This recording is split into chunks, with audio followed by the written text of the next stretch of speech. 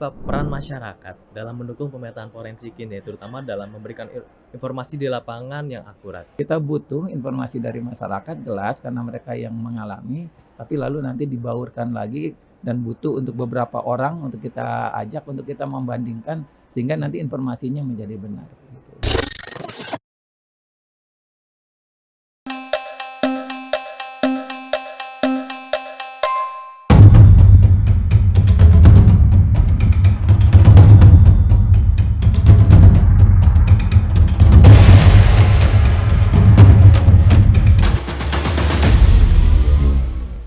Halo sahabat Tangguh, apa kabar? Kembali lagi saat ini kita akan berbincang-bincang bersama pegiat bencanaan dalam podcast berisi bersinergi dalam teknologi dan inovasi pada edisi khusus Asian Disaster Management and Civil Protection Expo and Conference ADEXPO 2024 yang bersamaan dengan Global Forum Sustainable Resilience 2024 yang kedua.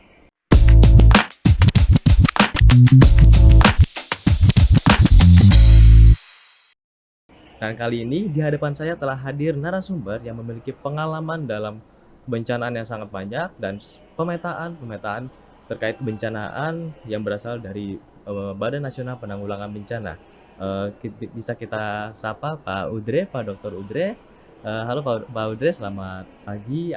Bagaimana kabarnya? Selamat pagi Mas Bintang, alhamdulillah pagi ini sehat dan semangat. Ya, Pak Udre, izin kita akan berbicara tentang kebencanaan ya, berbicara tentang bencana, bahwa kita sadar bahwa bencana ini tidak tiba-tiba terjadi Pak. Pasti ada hal-hal yang mengiringinya dan hal-hal yang menyebabkan hal itu terjadi, baik itu human causes ataupun natural causes Pak. Nah, dalam hal itu kita ingin tahu sih Pak, bagaimana yang dimaksud dan apa itu yang dimaksud dengan forensik bencanaan dan bagaimana pemetaan berperan di dalamnya. Baik Mas Bintang, jadi forensik ini adalah sebuah cara atau metodologi untuk melakukan penyelidikan sehingga lalu kita bisa mendapatkan sebuah kepastian dengan memanfaatkan sekian banyak ragam ilmu pengetahuan yang ada. Mungkin yang kita paham selama ini, contoh yang paling kita sering dengar ya adalah misalnya forensik untuk mengetahui siapa sih orang yang meninggal, misalnya kasus Cianjur waktu itu. Kita tahu ada DVI istilahnya, itu kita mencoba mengukur melalui DNA, di mana lalu misalnya kita pada saat ada yang meninggal mungkin sudah terkubur sekian lama, fisiknya sudah tidak bisa diidentifikasi, kita ambil sampel dari sana lalu kita umumkan kepada masyarakat siapa saja yang mungkin orang keluarganya yang memang hilang dan berkemungkinan memang ada di lokasi tersebut.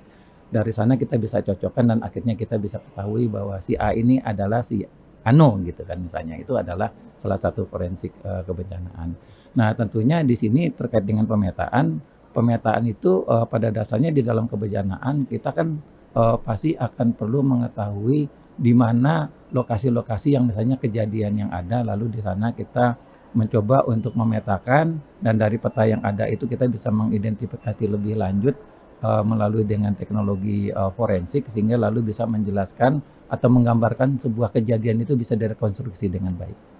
Oh gitu, oh baik Pak, seperti itu. Jadi forensik ini mencoba untuk merekonstruksi ya Pak, Ya, hal-hal kejadian bencana di satu wilayah gitu Pak. Dan ya. pertanyaan lainnya, apa sih Pak perbedaan antara pemetaan bencana konvensional dan pemetaan forensik kebencanaan? Ya. Sebenarnya kalau misalnya yang selama ini kita lakukan nih pemetaan, pasti pemetaan itu hasilnya adalah sebuah peta. Jadi mungkin lebih pada penggambaran visual, misalnya untuk melihat sebuah kejadian kalau di dalam kebencanaan ya misalnya gempa bumi, kita lakukan pemetaan, terjadi peta, kita bisa lihat di mana rumah-rumah yang hancur, lalu misalnya mungkin juga berpengaruh terhadap longsor, kita bisa lihatkan longsornya, kita bisa mungkin hitung lokasi-lokasi areal itu, tetapi tidak bisa dipergunakan, tidak sampai ke arah merekonstruksi sebagai sebuah kejadian. Itu yang pemetaan konvensional Ya, ya Pak. Dan untuk yang forensik itu seperti apa Pak? nah forensik ini pasti membutuhkan ragam ilmu nih. Ini contoh yang mungkin sederhana. Kita misalnya nih kita bicara tentang megatrust sekarang lagi Ya. rame ya. Sebenarnya dari mana sih para ilmuwan itu bisa mengatakan ini kita udah harus hati-hati gitu. Itu ada sebuah proses di mana kalau misalnya ada sebuah kejadian, kita tuh bisa mengambil sampel. Misalnya sampel kalau misalnya ada tsunami, artinya bagian dari sedimen dari laut itu yang kebawa ke darat. Dari sana itu kita bisa mengambil dan lalu mengukur di daerah sana sehingga lalu kita bisa menghitung dengan misalnya teknologi kimia, karbon dating, lalu kita bisa melihat kejadian-kejadian itu memiliki siklus berapa ratus tahun misalnya. Nah, itulah yang menyebabkan kita lalu bisa merekonstruksi sebuah kejadian dengan baik gitu. Jadi ini adalah beberapa contoh dari sebuah kondisi di mana kita memang dengan pengetahuan forensik kebencanaan ini bisa kita jalankan. Misalnya kalau misalnya contoh yang lainnya adalah untuk kejadian tsunami misalnya nih, lagi-lagi ya kita di Palu. Itu kalau kita tidak mempergunakan pengetahuan dari masing-masing bidang ini, orang lain tidak bisa melihat. Misalnya orang geologi itu dari jejak-jejak yang ada, misalnya dia bisa melihat ini sebenarnya tinggi tsunami itu pas kejadian itu tingginya sekian. Dia bisa melihat misalnya dari dahan yang kena, yang patah, lalu dari jejak yang ada, sehingga dari sana itu dia bisa menjelaskan arah tsunami itu tadinya dari sana, ketinggiannya sekian, dan ini ada beberapa kali kejadian. Iya. Oke, jadi seperti itu ya. Jadi ini coba untuk merekonstruksi, saya tadi sampaikan merekonstruksi terkait kejadian bencana dan Iya. pertanyaannya Pak, dari perbedaan tersebut kira-kira kan tadi sudah disampaikan bahwa forensik bencana ini kita melihat data historisnya. Eee, saya ingin tahu sih Pak, bagaimana atau kapannya ya, kapan forensik bencanaan ini dilakukan? Apakah setelah kejadian bencana yang sudah lampau kita baru melihat data historisnya, ataukah kejadian ini baru terjadi, langsung kita datang ke sana untuk melakukan analisa forensik seperti itu Pak? Itu kira-kira kapan Pak? Iya. Umumnya memang kita lakukan itu pada saat kejadian ya, karena dalam beberapa hal pasti ada suatu kondisi sebenarnya Tuhan itu menyingkapkan pengetahuannya dia melalui sebuah kejadian. Karena kalau kejadian itu kita bisa lihat beberapa bukti-bukti itu yang sudah relevan gitu ya, beda dengan kita misalnya membuat sebuah model potensi. Ini kan enggak. Misalnya curah hujan tingginya sekian, akibatnya longsor, ternyata longsornya itu karena udah tersingkap, tanahnya bentuknya seperti ini. Nah, ini kalau kita misalnya kenapa sih kalau di film-film misalnya ya kita melihat ada kejadian orang meninggal langsung dikasih pita kuning itu, dan orang itu dibiarkan dulu dalam keadaan mati pun tidak langsung diangkat, ditempatkan di sana sampai memang dia sudah bisa diperiksa dan nggak boleh dipegang karena pada saat memegang itu nanti ada bukti-bukti yang terhapus oleh yang memegang misalnya. Di kebencanaan kurang lebih juga sama seperti itu. Jadi orang forensik kebencanaan ini harus datang itu paling awal sebelum nanti misalnya PU mungkin mau membersihkan untuk bisa alur jalannya, harus ada beberapa hal yang memang harus kita perbaiki karena memang dia berbahaya, harus kita angkat. Tapi orang forensik itu butuh kejadian apa adanya itu untuk bisa merekonstruksi itu. Jadi memang harus awal-awal sekali itu harus langsung kejadian bisa datang sehingga memang bukti-bukti itu untuk merekonstruksinya dengan cepat bisa kita dapatkan dan dia akurat. Oke, baik. Jadi forensik ini bisa dilakukan saat pertama kali ya, saat Ya. detik-detik awal bencana itu telah terjadi, dan setelah bencana terjadi, orang-orang forensik ini datang ke lokasi bencana untuk menganalisa kejadian bencana tersebut. Dan tadi disebutkan orang-orang forensik. Kira-kira orang-orang itu siapa Pak? Apakah dari BNPB atau dari yang lain? Ya sebenarnya kita membutuhkan kepakaran-kepakaran tertentu karena kan misalnya di kita mungkin nggak ada juga orang kimia yang terus jagonya di forensik gitu kan, kayak kita di Cianjur kita memang butuh teman-teman DVI dari kepolisian yang bisa memang mengetahui bagaimana menghitung DNA itu untuk mencocokkan misalnya. Jadi ini memang butuh bidang-bidang yang khusus gitu, misalnya seperti waktu kejadian Marapi ya, di Marapi itu orang-orang geologi dan orang-orang hidrologi itu dia bisa membayangkan kejadian dari aliran lahar itu sehingga lalu dia dari jejak-jejak yang ada, gerusan, ada yang runtuh, itu dia bisa merekonstruksi dan ini kita butuh keahlian mereka. Ada orang-orang yang kuatnya itu dari sedimen misalnya, dia ngambil sampel sedimen, dia lakukan penelitian dan lain sebagainya lalu keluarlah dalam perspektif dia. Jadi merekonstruksi ini pada umumnya tidak bisa dijalankan hanya dengan satu bidang pengetahuan, tapi ada bidang-bidang yang tertentu yang memang kalau longsor ya butuh ahli longsor, yang nantinya misalnya dia bisa mengatakan ini kejadiannya seperti ini, di dalamnya ada demikian, apakah potensi akan lanjut longsornya atau tidak, karena memang itu dia yang punya kepakaran. Tapi bisa jadi dia butuh orang yang ahli hidrologi, ahli di dalam urusan litologi, yang bisa membantu dia merekonstruksi itu. Gitu. Oke, baik. Jadi orang-orang ini adalah tim gabungan ya, Tim seperti tim gabungan, gabungan dari berbagai macam pakar tergantung betul, dengan spesifikasi kebencanaan yang terjadi, Pak. Baik betul, itu longsor, banjir, kebakaran, seperti itu, heeh, Pak. betul. Nah, tadi kita sudah berbicara tentang orang-orang pakar-pakar ini, gitu. Lalu bagaimana sih, Pak, peran masyarakat dalam mendukung pemetaan forensik ini, terutama dalam memberikan informasi di lapangan yang akurat? Iya. Nah, ini menjadi hal yang menantang sekali ya. Jadi pertama, seperti kasus saya waktu untuk Marapi. Marapi itu saya sedang mencoba untuk mengidentifikasi peletakan sensor dan lalu saya ketemu sama masyarakat di sana. Nah, dia lalu menjelaskan, "Pak, ini nggak mungkin di sini." Dan terus saya diskusikan sama teman-teman geologi, "Iya, Pak, ini ada buktinya dahan yang kuat patah itu. Cuman dalam perspektif pengetahuan saya tidak mungkin banjir itu sampai melampaui 4 meter dari jalanan gitu yang di Padang Panjang itu. Nah, itu kita butuh penjelasan dari masyarakat yang ada agar apa yang sudah kita rekonstruksikan atau kita bayangkan kejadian kan orang forensik itu harus bisa menghayalkan tuh, oh dia nanti jadi jebret begini, kejadian terjadi terus akibatnya ini ketutup, airnya loncat dan lain sebagainya. Nah, cuman di satu sisi masyarakat itu tidak kan dia tidak bisa misalnya kadang-kadang, "Berapa sih lamanya gempa?" "Oh itu lama banget Pak, goncangannya tinggi banget," itu. Psikologisnya akan membantu merekonstruksi yang hasilnya adalah melebihi daripada yang terjadi. Jadi kita butuh informasi dari masyarakat jelas karena mereka yang mengalami, tapi lalu nanti dibaurkan lagi dan butuh untuk beberapa orang untuk kita ajak untuk kita membandingkan sehingga nanti informasinya menjadi benar gitu. Dan Dan ya. jadi memang signifikan sekali kita nggak bisa kalau nggak dibantu oleh masyarakat yang memang mengalami. Iya, benar-benar. Jadi masyarakat itu menjadi sumber Sumber utama ya, utama. sumber utama, tapi tetap harus divalidasi oleh para ahli supaya informasi ini tidak terlalu bias dan sesuai dengan kaidah keilmuan yang ada ya, Pak. Ya, Nah, betul. dalam penggalian informasi, lalu dalam pengolahan ataupun mungkin apa saja, Pak, teknologi ataupun metode pemetaan yang sering digunakan dalam forensik bencana ini, Pak? Iya, yang jelas orang forensik kalau untuk terutama untuk yang kebencanaan ya, dia harus tetap paham spasial ya, karena kan kejadian itu memang harus diukur dan kita tahu titik pengukurannya tuh lokasi itu tuh ada di mana. Karena forensik ini pasti nanti kalau untuk longsor misalnya kan, itu ada sebuah areal dan setiap titik informasi di titik itu nanti bagi ilmuwan yang lain itu akan dipergunakan untuk merekonstruksi sesuai dengan bidangnya dia. Jadi itu yang pertama.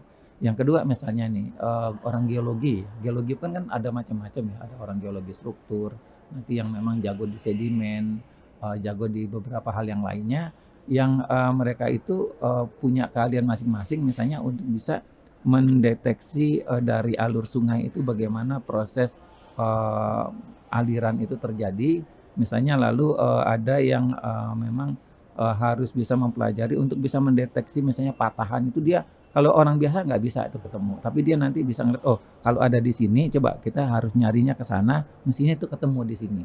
Nah nanti yang orang yang sifatnya kimia dia akan butuh keahlian lagi, orang-orang sosial yang akan mampu lalu untuk bisa menanyakan, bagaimana bertanya, apa yang substansi yang ditanyakan itu untuk bisa dilaksanakan.